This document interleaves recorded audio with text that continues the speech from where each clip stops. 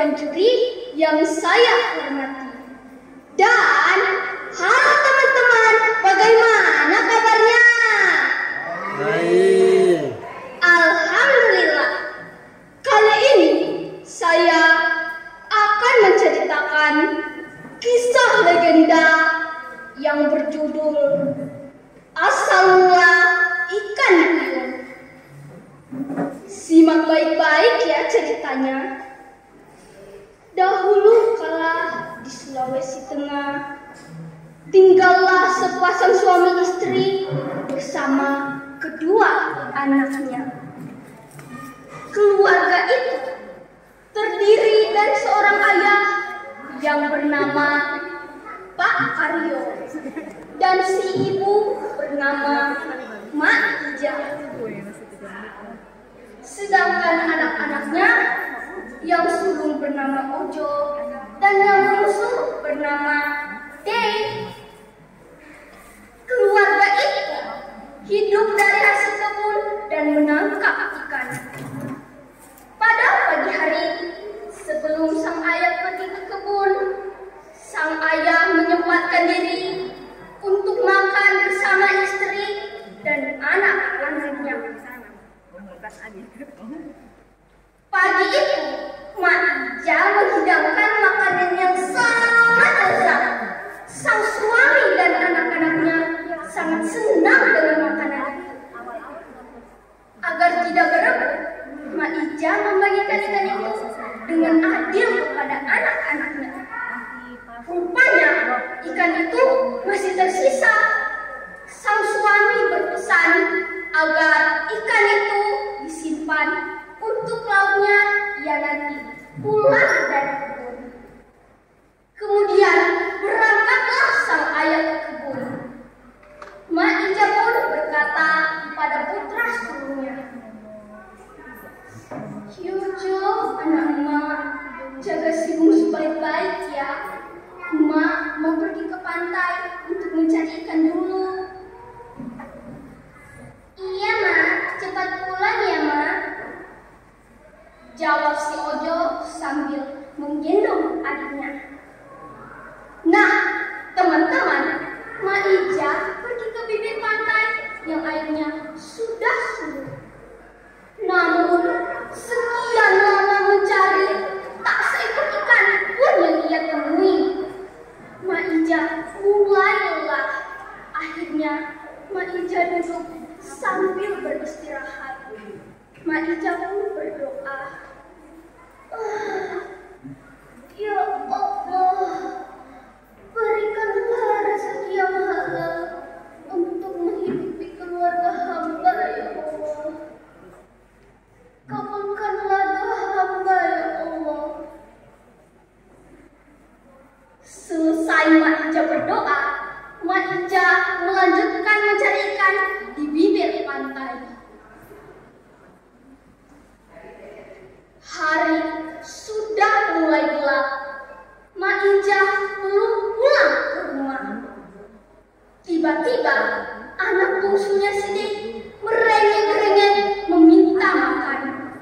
"Oe, oe, Dek lapar Kak, Dek mau makan, oe." "Dek, kata emak, ikan itu disimpan untuk lauk ayah nanti. Nanti sore kita bisa makan bersama-sama lagi kan?"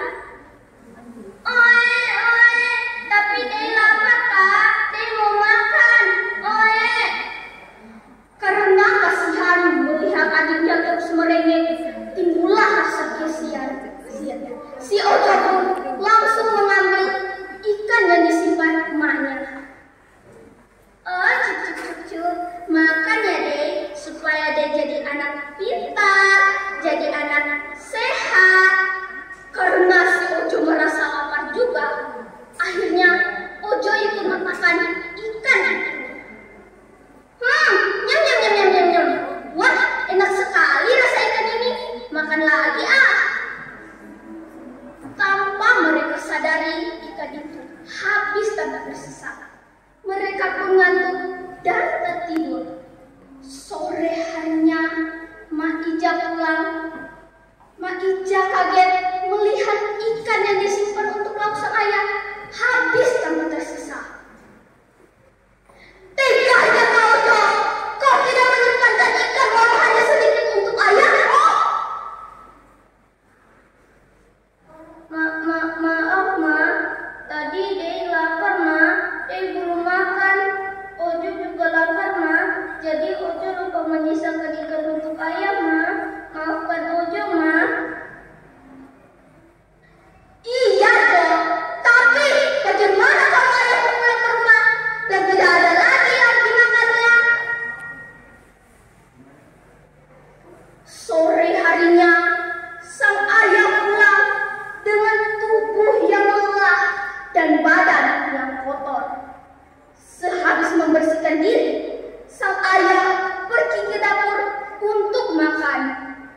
Bu, mana sisa ikan tadi pagi?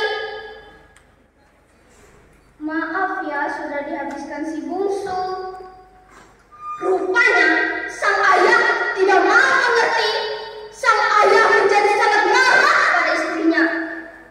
Karena tak tahan lagi dimarahi oleh suaminya, Maija pergi lagi ke bibir pantai untuk mencari ikan sebagai ganti ikan yang dimakan oleh anak-anaknya. Rupanya Maija tidak kembali ke rumah. Anak-anaknya pun merasa khawatir pada emak mereka. Keesokan harinya, kedua anaknya mencari emak mereka. Ke sana, kemari, namun tak kunjung ditemukannya. Ayo deh, kita beritahu ayah bahwa emak tidak ada di bibir pantai. Mendengar perkataan dari anak-anaknya, sang ayah segera menemui ketua adat yang ada di sekitar rumahnya. Ia memberitahu bahwa sudah 3 hari istrinya tidak pulang ke rumah. Keesokan harinya, para pemangku adat dan beberapa warga lainnya melaksanakan adat di bibir pantai, memanggil para leluhur mereka agar memberitahu di mana keberadaan Maija. Wahai penguasa samudra luas, tunjukkan di mana Maija berada.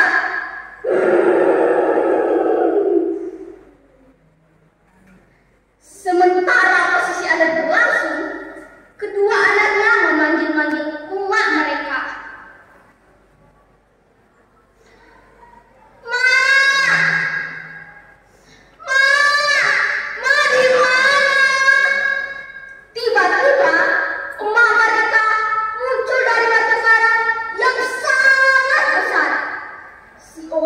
Berteriak lagi, Ma, pulang, Ma, pulang, Ma, kami masih kecil, Ma, pulang, Ma, Dei masih butuh menyusu, Ma, pulang, Ma.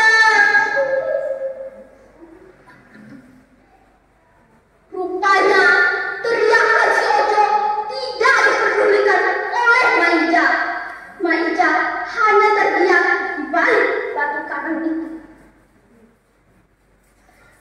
Tiba-tiba tubuh Maija bermunculan sisik.